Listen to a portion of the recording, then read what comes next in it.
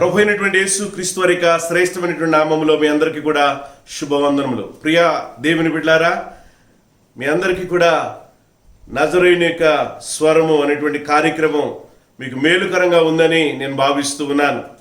ఈ యొక్క ఆధ్యాత్మిక కార్యక్రమాలు, వర్తమానాలు మిమ్మల్ని బలపరుస్తున్నాయనేటువంటి విషయం తెలుసుకుని మేము ఎంతగానో సంతోషిస్తున్నాం.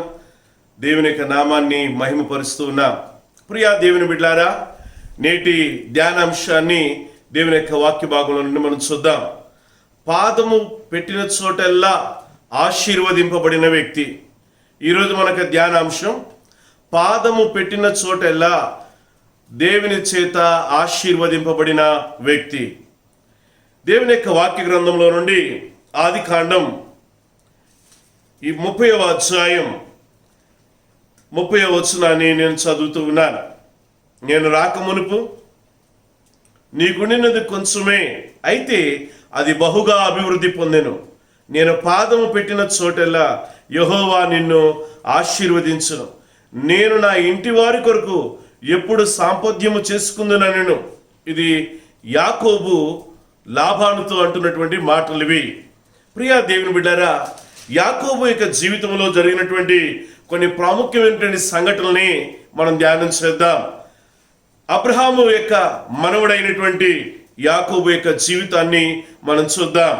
పరిశుద్ధ గ్రంథంలో నుండి ఆదికాండం 28వ అధ్యాయం 10-11 వచనాల్లో వ్రాయబడింది.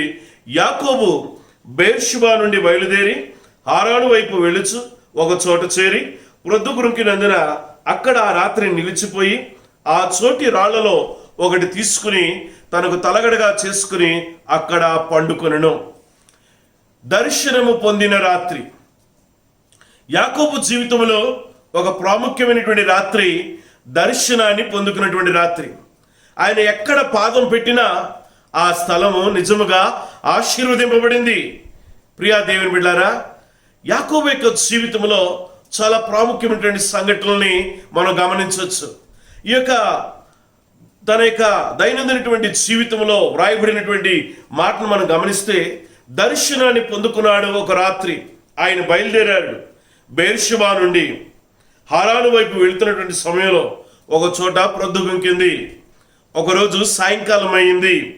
ఆ రాత్రి వేళ ఏం చేస్తున్నాడనంటే, తలగడ మీద ఆయన నిద్రపోతున్నటువంటి సమయంలో ఒక ప్రాముఖ్యమైనటువంటి కలను కన్నాడు. ఆ కలలో ఒక దేవుని యొక్క దర్శనాన్ని, దేవుని దూతలు ఎక్కుచూ దిగుచూ ఉన్నటువంటి ఆ యొక్క నిచ్చెనని చూడడం జరిగింది. దర్శనము పొందినటువంటి రాత్రి. యాకోబు జీవితంలో దర్శనాన్ని పొందుకున్నటువంటి అనుభవాన్ని కలిగినటువంటి వాడిగా ఉన్నాడు. చక్కటిని కలగన్నాడు ఆయన. ప్రియా దేవుని బిడ్డలారా, శ్రేష్టమైనటువంటి దేవుని సందేశం, దేవుని యొక్క సత్యాన్ని భక్తుడైనటువంటి యాకోబు గ్రహించినట్లుగా మనం చూస్తున్నాం. దర్శనాన్ని పొందినటువంటి రాత్రి. ఆయన జీవితంలో దైవ దర్శనం కలిగింది. దేవుడు మాట్లాడాడు. దైవ సన్నిధిని చూడగలిగాడు. దైవ శక్తిని చూడగలిగాడు. దైవ ప్రసన్నతని అనుభవించాడు అనేటువంటి విషయాన్ని దేవుని యొక్క వాక్యంలో మనం చూస్తున్నాం. ప్రియా దేవుని బిడ్డారా, యాకోబు జీవితంలో ఆయన పొందుకున్నటువంటి దర్శనం ఆయన జీవితాన్ని మార్చివేసింది. ఆయన జీవితం ఒక దీవెనకరంగా, ఒక ఆశీర్వాదకరంగా మార్చబడింది అని చెప్పుటకు ఎటువంటి సందేహం లేదు. యాకోబు యొక్క జీవితంలో చాలా ప్రాముఖ్యమైనటువంటి సంఘటనలు ఉన్నట్టుగా మనం ఒక్కొక్క భాగాన్ని మనం చూస్తే మనకు చాలా తేటతెల్లగా అర్థమవుతుంది. యాకోబుని దేవుడు ఆశీర్వదించాడు. ఈ దర్శనములో ఆయన ఆశీర్వదించినటువంటి విధానాన్ని మనం చూస్తే 11వ వచనంలో వ్రాయబడి ఉంది. మరియు యెహోవా దానికి పైగా నిలిచి, నేను నీ తండ్రి అయిన అబ్రహాము దేవుడును ఇస్సాకు దేవుడైన యెహోవాను, నీవు పండుకొని ఉన్న ఈ భూమిని నీకును నీ సంతానమునకు ఇచ్చుదును. నువ్వు ఏదైతే పండుకున్నావో ఈ స్థలం, అది నీ సంతానానికి ఇస్తానని చెప్పి అక్కడ దేవుడు తను తాను ప్రత్యక్షపరుచుకున్నట్లుగా దేవుని యొక్క మాటలను బట్టి మనం అర్థం చేసుకోవచ్చు. ప్రియా దేవుని బిడ్డారా, దైవ దర్శనాన్ని పొందుకున్నటువంటి రాత్రి ఆయన యొక్క జీవితంలో. ఆ దర్శనం ఆయన యొక్క జీవితాన్ని ప్రభావితం చేయగలిగింది. దేవుని వాగ్దానాన్ని విన్నాడు. దైవ స్వరాన్ని విన్నాడు. దేవుని యొక్క ప్రత్యక్షతను చూశాడు. ఆయన పట్ల దేవుని యొక్క ప్రణాళికని గ్రహించాడు, గుర్తుపెట్టినట్లుగా పరిశుద్ధ గ్రంథంలో మనం చూస్తాం. దర్శనము పొందినటువంటి రాత్రిగా ఆయన జీవితంలో ఉంది. రెండవ రాత్రి గురించి మనం చూస్తే ఆదికాండం 29వ అధ్యాయం 21 నుండి 25 వచనాల వరకు కూడా మనం చూస్తే అక్కడ 23వ వచనంలో కూడా మనం చూడొచ్చు. రాత్రి వేళ తన కుమార్తె అయిన లేయను అతని యొద్దకు తీసుకుని పోగా, అక్కడ లాబాను ఏం చేశాడంటే యాకోబుకి రాహేలుని ఇస్తానని చెప్పి లేయాని ఇచ్చాడు. అంటే మోసగింపబడిన రాత్రి, ఆయన జీవితంలో మోసగించబడ్డాడు. ఒక రాత్రేమో దేవుని చేత దర్శనాన్ని పొందుకున్నాడు. ఇక్కడ మరొక రాత్రేమో తన యొక్క సొంత మామ ద్వారా లాబాను ద్వారా మోసగింపబడ్డ రాత్రిగా, రాహేలు కొరకు ఎదురు చూస్తున్నటువంటి ఈయనకి జబ్బు కండ్లు కలిగినటువంటి ఆ యొక్క స్త్రీని భార్యగా ఇచ్చినట్లుగా పరిశుద్ధ గ్రంథంలో మనం చూస్తున్నాం. మోసగించబడ్డాడు, వంచబడ్డాడు. యాకోబు యొక్క జీవితంలో మనం చూస్తాం, మోసగాడు యాకోబు అనగానే మనం గ్రహిస్తాం. కానీ యాకోబునే మోసగించినటువంటి వ్యక్తి లాబాను అనేటువంటి విషయాన్ని మనం మర్చిపోకూడదు. లాబాను చేత మోసగించబడ్డాడు, వంచబడ్డాడు, తృణీకరింపబడ్డాడు. ఆ భయంకరమైనటువంటి సంఘటన ఆయన జీవితంలో జరిగినట్లుగా మనం చూస్తున్నాం. మోసగింపబడినటువంటి రాత్రిగా మనం చూస్తున్నాం. అయితే ఈ వ్యక్తితో కొన్నిసార్లు వ్యాపార విషయంలో కానీ, కుటుంబ విషయంలో కానీ, తన భార్యల విషయంలో కానీ ఎప్పుడు కూడా ఏమిటి గొడవలు జరుగుతూ ఉండేటువంటి. ఇంకొక రాత్రి ఈయన యొక్క జీవితంలో ఒక భయంకరమైనటువంటి సంఘటన జరిగింది.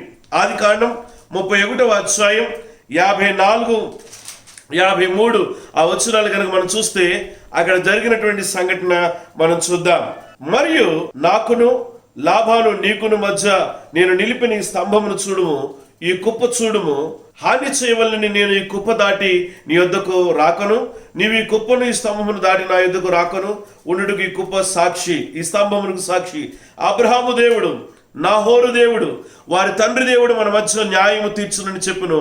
అప్పుడు యాకోబు తన తండ్రి అయిన ఇస్సాకుకు భయపడిన దేవుని తోడని ప్రమాణము చేస్తును. 54వ వచనం.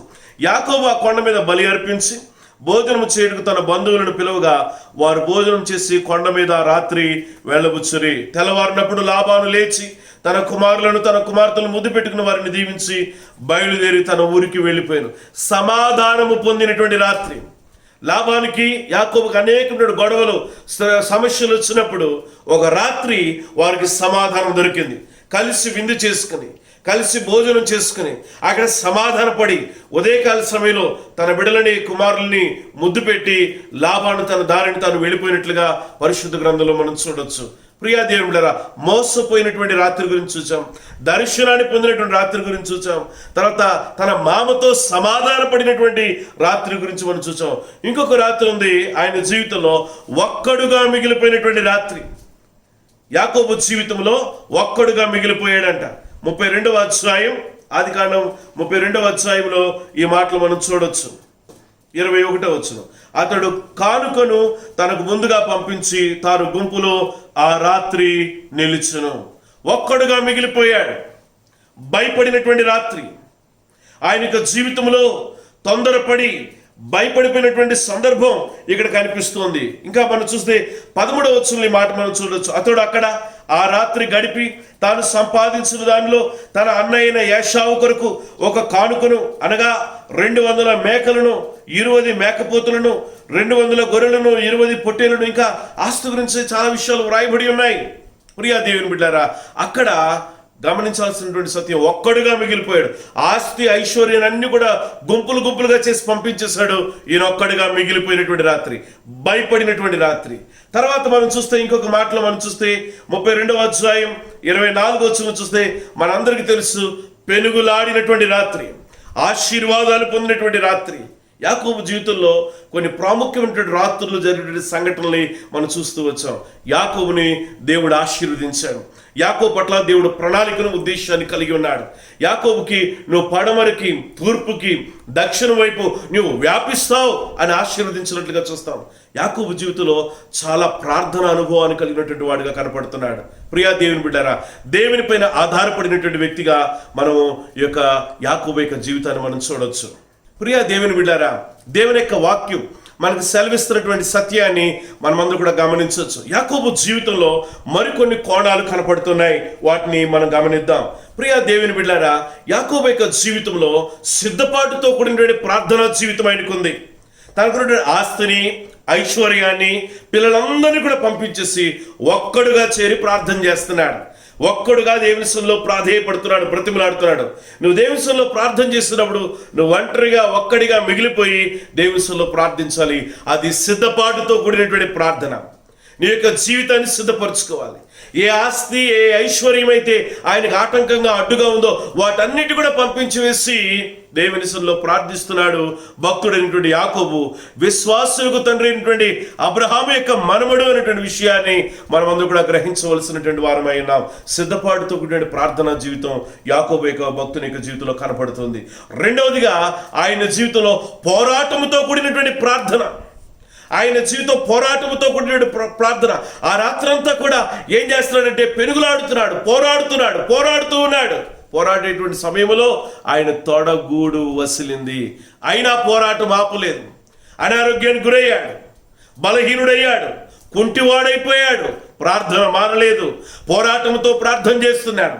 యాకోబు జీవితంలో మరొక క్రొత్త కోణం ఇది. పోరాటంతో కూడిన ప్రార్థన అనుభవాన్ని కలిగి ఉన్నాడు భక్తుడైనటువంటి యాకోబు అనేటువంటి విషయాన్ని మనమందరూ కూడా గ్రహించాలి. ప్రియా దేవుని బిడ్డారా, దేవుని యొక్క వాక్యం మనకు సెలవిస్తున్నటువంటి సత్యాన్ని మనం గ్రహిస్తే పోరాటంతో కూడిన ప్రార్థనానుభవాన్ని భక్తుడైనటువంటి యాకోబు కలిగినట్లుగా దేవుని యొక్క వాక్యం సెలవిస్తుంది. ఇంకా యాకోబులో మరొక కోణం ఉంది. ఆ కోణం ఏంటంటే విశ్వాసము కలిగిన, గురి కలిగినటువంటి ప్రార్థన. ఏంటంటే నీవు నన్ను ఆశీర్వదిస్తే తప్ప ఈ రాత్రి నిన్ను వదిలిపెట్టనని చెప్పాడు. ఆయనలో విశ్వాసం ఉంది, గురి ఉంది. గురి కలిగినటువంటి ప్రార్థన చేస్తున్నాడు. ఈరోజు చాలా మంది ప్రార్థన చేస్తారు కానీ గురి లేని ప్రార్థన దరికి మనం చేరలేం. గురి కలిగినటువంటి ప్రార్థన మాత్రమే గమ్యానికి చేరగలం.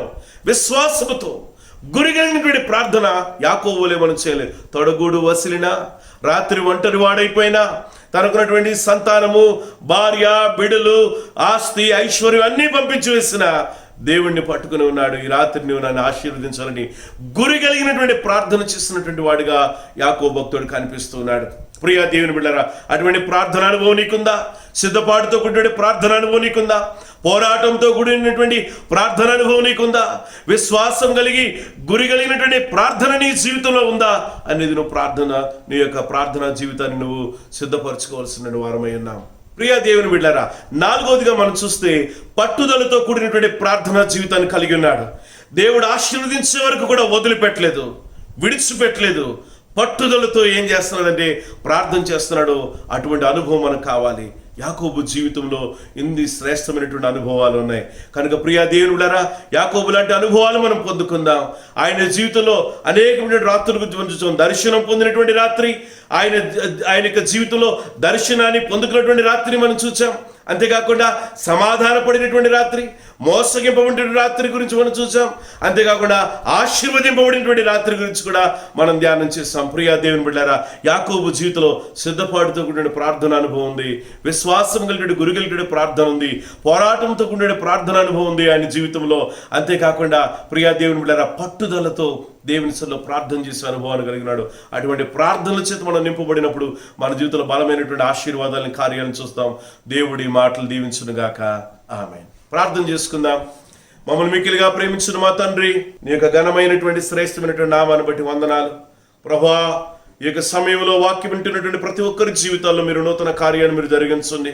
యాకోబు లాంటి ఒక గొప్ప ఆత్మీయమైనటువంటి గుణగణాలు మేము కలిగి నీ కొరకు సాక్షులుగా మేము బ్రతకడానికి సహాయం చేయండి. అటువంటి కృపను మీరు మాకు దయచేయండి.